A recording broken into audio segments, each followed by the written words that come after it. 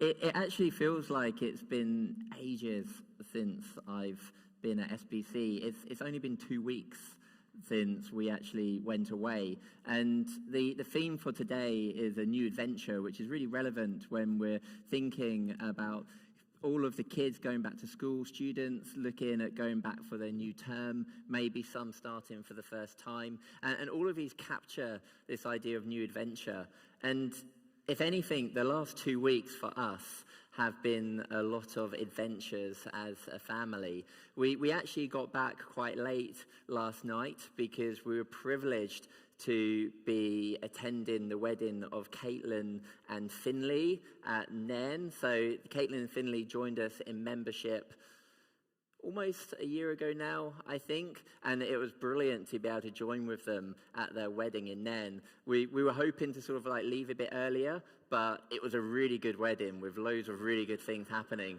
So apologies if I lose my track during the talk today. But that kind of like summed up the 2 weeks, because it was amazing to watch this couple who have made promises to each other, and these promises are all about this adventure that they're going to be sharing together as they move forward into their lives. But also it's a time to celebrate all of those stories as well, all of the stories of the families and the friends that brought them together and made them the people that they are today.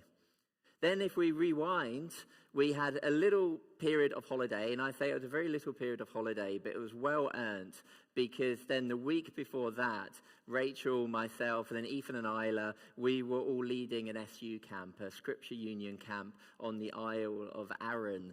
And this camp, it's called the Eco Island Adventure. And actually, throughout this camp, it was all about enabling these young people, teenagers, to have the opportunity to explore the amazing creation around, for them to actually go on adventures together, form new friendships with each other, which hopefully will be the sort of friendships which will last a lifetime. We actually had a couple of leaders that were a part of our camp as well, and they had said that they had met when they were on an SU camp however many years ago, and it was through that, them building up the relationships, that they've then years later, they're married. And you can kind of like see that happening amongst all of the relationships which were developing. This was the second camp that we had run, and it was great to see that maybe about 50% of the campers were those that were here the year before, and they just kind of just started where they'd left off. And it's amazing to see that. And so when I was thinking about what I would be talking on today, and I was thinking about how busy it's been the last 2 weeks, I thought, well, maybe it would be really good to just share something of the teaching that we actually were doing with the kids during this camp. And it was actually really quite relevant, because the theme that we were using was around the theme of lost and found. And we chose this theme because we thought it captured something of this sense of adventure, but also recognizing that adventures, they're not always fun when you're feeling lost, when you're feeling disorientated, when you're not quite sure of the direction that you're going on. And we recognize that the reality is that for all of us, we're going to go through periods in our lives when we're feeling a bit disorientated, when we're feeling a bit lost and we're not sure where we're going. It may be that for some of us, when we think about all the new things which are coming up in the future, this is something which is a bit scary. It is something which we're maybe a little bit excited about, but we're also a little bit nervous. And we're kind of like balancing somewhere between them two emotions. And so this theme of lost and found is something that I think we can all relate to. I think it's something that we can all relate to, actually, no matter what age we are. And especially as we were teaching and talking to teenagers, I think it was recognizing that this is such a formative time in their lives that it can create a lot of uncertainty as they're trying to figure out what the shape of their life is going to look like as they go forward. So this theme that we were going through, we started by looking at the reality that everybody has this sense of being lost within them. That even when we're in a period where we feel that everything is going the way that we planned. You know, the wedding yesterday, Finley, when he gave his speech, he said, you know, it's just been so great that I was able to have this wedding that I'd been preparing 25 years for. And it was true. You could tell that Finley had been preparing as much as Caitlin for this wedding. And it was kind of a fairy tale wedding. It's great, isn't it, when you feel that these plans come together. However, there is still an element within all of us that we can feel lost. And it goes back to when we first lost the ideal relationship that we were intended for. It goes back to the Garden of Eden, when God gave Adam and Eve a choice. He said, you can choose to do what is good and join in with me in this amazing creative act. Be a part of my plans for this creation. Or you can choose not to be a part of this. Maybe choose to do things your own way. And he represented that in the tree of the knowledge of good and evil. And he gave them the choice. And that choice represents something deep in all of our hearts. This propensity that we have to maybe not do the things which are best for us, the things which God intended for us, but to do the things which might satisfy our desires or our sort of like short-term aims. And we recognized when we was talking through this with the teenagers that this picture of this broken relationship with God, it represents this idea of sin. And this sin, it's something that we can get tangled in. Because we often find when something gets broken a little, it's quite easy for decisions to keep leading from that point, which can tangle us up more and more and more to the point where we're feeling completely and utterly lost. And I'm sure that so many of us can relate to that in our lives. You can think of so many stories where something starts with a very innocent or what seems to be innocent lie, for example. But then it's the cover-ups and so on, which cause it to grow and to fester and to tangle into a point where you feel there's no way out of this situation that we find ourselves in. I think there's something of that reality that the Bible talks about. And it's something that we can all relate to. However, the amazing thing is that the story of the Bible is that it doesn't leave us in that state of feeling lost or feeling disorientated. It actually points towards a direction that we can start going in, which will lead us back to home. And there's an amazing story in the New Testament of a runaway slave called Onesimus. And Onesimus was a slave to the owner, Philemon, and we don't really quite understand why he ran away. But we have this amazing letter where Paul, who is a friend of Philemon and this runaway slave, Onesimus, he writes back to Philemon and he basically says, I want you to accept him back to your heart. He may have run away. He may have caused you wrong, but I can tell you that he's a changed person. And what is amazing is that when he actually wrote to Philemon, he said, and I'll just read it from Philemon chapter 1. He says, for this perhaps is why he was parted from you for a while, that you might have him back forever. No longer as a bondservant, but more than a bondservant, as a beloved brother. especially to me, but how much more to you, both in the flesh and in the Lord. And then he said, so if you consider me your partner, receive him as you would receive me. If he has wronged you at all or owes you anything, charge that to my account. He then, now at this point, it's really interesting because often the letters, it would have been scribed by other people. And it seems to be that Paul essentially took the letter and then he wrote in this, I, Paul, write this with my own hand, reasserting what he was just saying in this letter. He said, I will repay it, to say nothing of your owing me, even your own selves. We have this amazing story of Paul recognizing something of this gift that we were given, that even when we're tangled up in the most impossible way, that through Jesus we have a way back to God.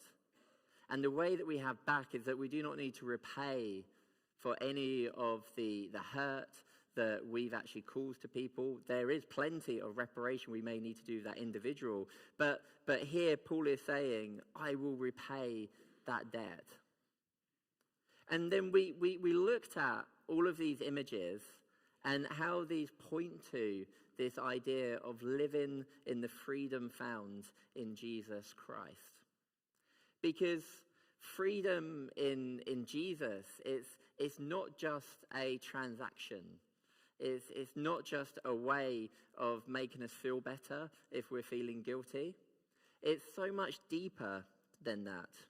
Because he doesn't just untangle us from the mess that we might find ourselves in, but he also helps to lead us on a way where we can feel more assured on the journey that he's called us upon.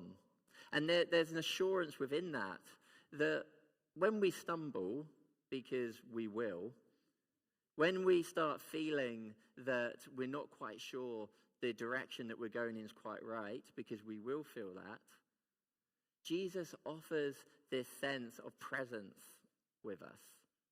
This sense that I'm with you and I will be able to guide you back onto the path. He described this in his own words when he says that he is the light of the world. He is the way, the truth, and the life. He is the gate. He is the bread of life. All of these describe someone who's guiding us, who's freeing us from darkness, from being lost, who's sustaining us on our journey. And I think what we wanted to capture most importantly is that there are so many things in life that we lose and we forget about. If you were to look in the back of your sofa, I'm sure you'll probably find that there's all sorts of change and other things lying around in there. If we look in our sofa, it's not full of much money, unfortunately, but it's certainly full of kids' toys and probably dog biscuits and whatever else makes their way into the sofa. And there's so many things in life which we misplace, that we don't know where they are because we don't value them that highly. But then we realize that the Bible describes in Jesus, in the whole sort of like story of how he came to help us find our way, that we are people that he values more than anything. If we think about what are some of the items that people might value, we did a little sort of like challenge where we asked the teenagers to say, well, what would they value highest on this list? A few put up their hands for a puppy, and I get that. Puppies are really cute, aren't they? Not many put their hands up for a golden ring.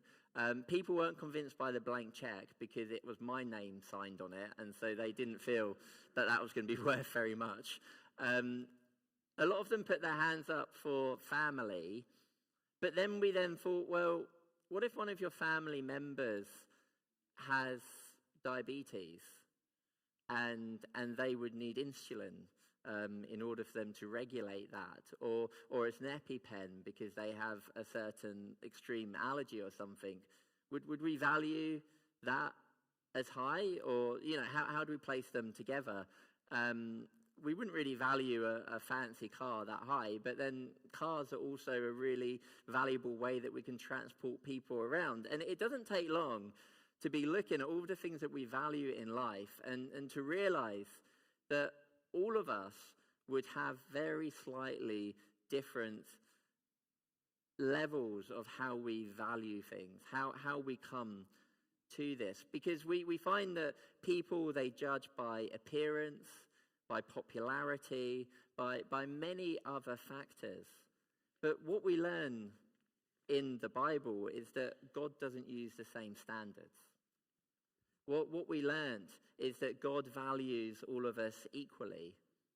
There might be times when we're tempted to think that, well, that's not true. That there are some people that God's going to love more because they're so good, and there's some people that God is really not going to love because they're so bad and they've done so many bad things. But then Paul, when he was kind of like answering that, he said the saying is trustworthy and deserving of all full acceptance, that Jesus Christ came into the world to save sinners, the lost, of whom I am the foremost. It's really interesting that when Paul wanted to sum up what was the primary reason that Jesus came into the world, it wasn't to actually judge and condemn people. Certainly there's an element that the behaviors and our actions, that they do create a response in God. But actually it says that Jesus came into the world in order to save us, in order to save the lost. Because we're all made in the image of God. That is the lesson that we learned in the Garden of Eden. And actually in that we have this intrinsic value that God loves us, that he loves all of us equally, that there isn't a single person like the discarded things in the back of our sofa that God thinks this person isn't worth saving. That this situation that this person has found themselves in is so bad that I'm not going to be able to come in and help them, or that they're not worth rescuing. And as followers of Christ, we are called to demonstrate this kind of love that we receive from Jesus. It's part of our way of being like Jesus. And recognizing that our value, it isn't about what the world thinks is important. It's about our heart. It's about our transformation.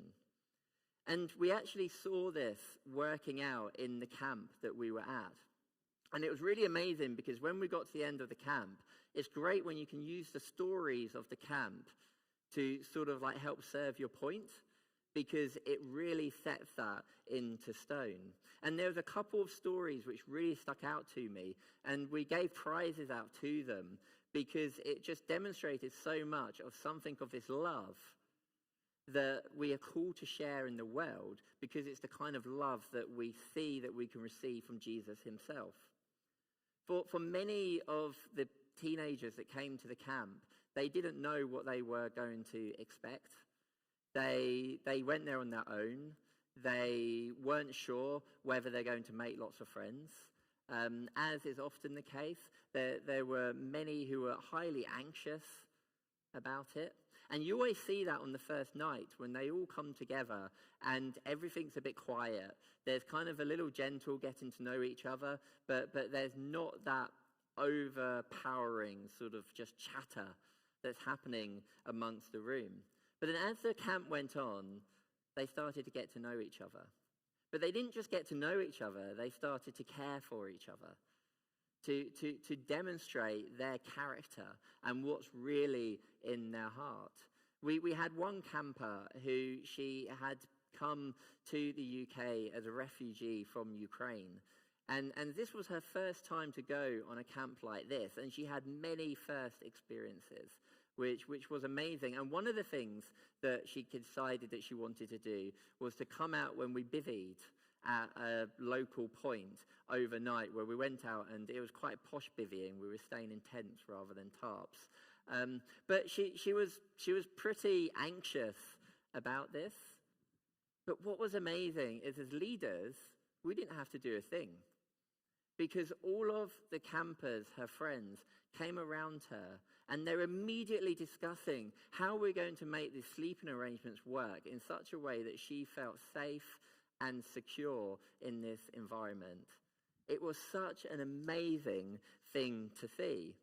And then we also had another surprise for this camp, because it turned out that 2 of the campers that were coming were Spanish, and they were on holiday, and they were in the UK for 2 weeks, and their parents probably wanted a week to themselves. They booked them onto our camp. And we didn't know that we were going to have 2. They could not speak hardly any English, very little. To be fair to them, they spoke far more Spanish than what I could, English than what I could. And so they came on this camp, and God ordained, it happened to be that one of our leaders studied Spanish at university. So that was amazing, but that's not even the story here. What was actually amazing is we thought, well, how are we going to integrate them into the camp? Because we didn't prepare by translating everything that we had, like handbooks and timetables and stuff, into Spanish. And certainly, how are they going to communicate with the other kids? But you wouldn't believe it, they were 2 twins. Well, the girl, by the end of it, which we had to keep an eye on, was hugging one of the other campers, because they had a bit of a thing. And they'd built up this relationship through Google Translate. And all during the camp, the campers were all like writing messages down and showing their messages to each other, translating it in Google. We were doing our talks at the front, and you could actually see the kids, for once, not on WhatsApp. What they were doing is they were summarizing what was being said, and they were showing it to the campers around them. Isn't that amazing?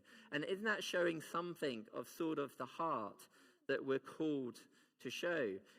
It made me think of when God was speaking about what he looks at in people, when God's people were first looking at choosing a king for themselves. And he says that he do not look on his appearance or on the height of his stature, because I have rejected him. For the Lord sees not as man sees. Man looks on the outward appearance, but the Lord looks on the heart. You know, I think there's something there about being found is about aligning our hearts with Jesus. It's realizing that when we navigate through the world, if we align our hearts with Jesus, we tend to find it is a lot easier, not smoother necessarily, but we're able to deal with all of the different challenges that we might face, and we will. And that when we do things that are special, that is the kind of thing which Jesus does, I think that we can feel a spark of God's joy within that situation. When I told all of these stories of what happens on the camp, I could see your faces shining up with that joy. And I think that joy is something which transcends just that feeling of, haven't I been good? It's something about being aligned with God's will. It's a deep feeling of contentment that washes over us. It talks about this in this passage in Corinthians, which was read earlier by Zara, where it says, what no eye has seen, nor ear heard, nor the heart of God imagined, what God has prepared for those who love him. You know, there's something undescribable about that sense of being found in Jesus Christ, that we can't even imagine all of the blessings that Jesus has in store for us. And the Bible does tell us that there will be seasons of life, that we will go through periods of difficulty and uncertainty. But within that, there is a promise that Jesus will help us navigate these periods. He'll help us to find our way through them. And so, when we then think about what it means to be found, I think the Bible points to the reality that it is something which is a great celebration. It's something to be excited about. And we've got all of the stories of the parables when Jesus talks about this reality that when you're found, it's like the lost son coming home. It's like the lost sheep that he went out and searched for and celebrated as he called it home. It's the feeling that we have when we're running an Alpha course and we hear somebody who has gone to was it Franklin Graham concert and then was converted. I might be thinking about a particular person here who said, I've given my life to the Lord. It's the feeling that we have when people are baptized and we all get to participate in their being found and reminding ourselves of what that feels like. It is something which is a gift for all of us. And we hope that during this camp that we're able to give a glimpse of that. And so I just wanted to finish. This was not a short talk. I'm really sorry. But I want to finish with a video. And this is our recap of the recent camp. And hopefully you'll enjoy it as much as we enjoyed the camp.